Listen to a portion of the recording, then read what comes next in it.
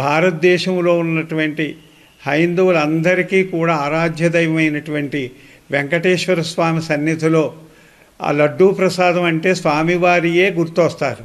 ఆయన పాదాల చెంత ఉన్నటువంటి ప్రసాదాన్ని కళ్ళకద్దుకొని స్వీకరించేటటువంటి భాగ్యం మాకు కలిగిందని దేశ విదేశాల్లో చెప్పుకుంటూ ఉంటారు. అంత గొప్పదైనటువంటి ఆ మహాప్రసాదాన్ని ఆయువు పట్టైనటువంటి వెంకటేశ్వర స్వామి నివేదనకి తయారు చేసేటటువంటి లడ్డూలు ఇంత నీచానికి దిగజారటం చాలా శోచనీయం. పంది యొక్క కొవ్వు, గోవుల యొక్క మాంసంలో కొవ్వు, ఇంకా తదితరమైనటువంటి నీచ పదార్థాలన్నింటినీ కలిపి ధర్మానికి గ్లాని కలిగించాలని చూసినటువంటి కారకులు ఎవరైతే ఉన్నారో వాళ్ళకి ఇప్పటికే పనిష్మెంట్ చూపించాడు వెంకటేశ్వర స్వామి. కాబట్టి ప్రభుత్వం కూడా వెంటనే చొరవ తీసుకొని దీనికి కారకులైనటువంటి వారిని న్యాయస్థానాల ముందు పెట్టి శిక్ష పడేటట్టుగా చెయ్యాలి. చేసినట్లయితేనే ఈ సమస్యకు పరిష్కారం దొరుకుతుంది. ఆ విధంగా చేస్తారని మేము కోరుకుంటూ ఉన్నాం. భారతదేశంలో ఉన్నటువంటి హైందవులందరికీ కూడా ఆరాధ్య దైవమైనటువంటి వెంకటేశ్వర స్వామి సన్నిధిలో ఆ లడ్డూ ప్రసాదం అంటే స్వామివారియే గుర్తొస్తారు.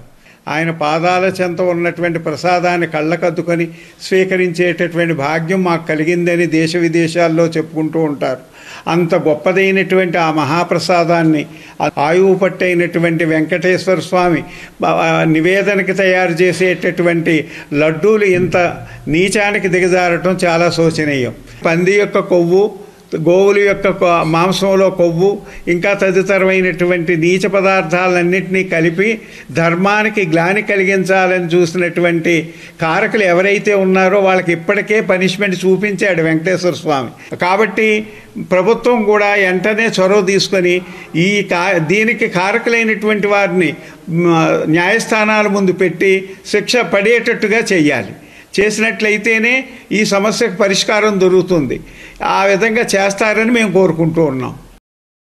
భారతదేశంలో ఉన్నటువంటి హైందవులందరికీ కూడా ఆరాధ్య దైవమైనటువంటి వెంకటేశ్వర స్వామి సన్నిధిలో ఆ లడ్డూ ప్రసాదం అంటే స్వామివారియే గుర్తొస్తారు.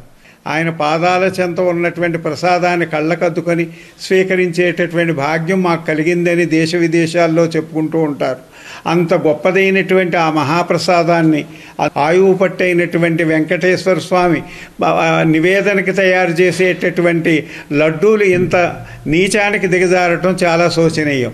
పంది యొక్క కొవ్వు, గోవుల యొక్క మాంసంలో కొవ్వు, ఇంకా తదితరమైనటువంటి నీచ పదార్థాలన్నింటినీ కలిపి ధర్మానికి గ్లాని కలిగించాలని చూసినటువంటి కారకులు ఎవరైతే ఉన్నారో వాళ్ళకి ఇప్పటికే పనిష్మెంట్ చూపించాడు వెంకటేశ్వర స్వామి.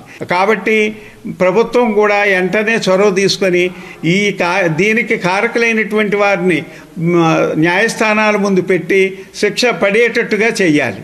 చేసినట్లయితేనే ఈ సమస్యకు పరిష్కారం దొరుకుతుంది. ఆ విధంగా చేస్తారని మేము కోరుకుంటూ ఉన్నాం.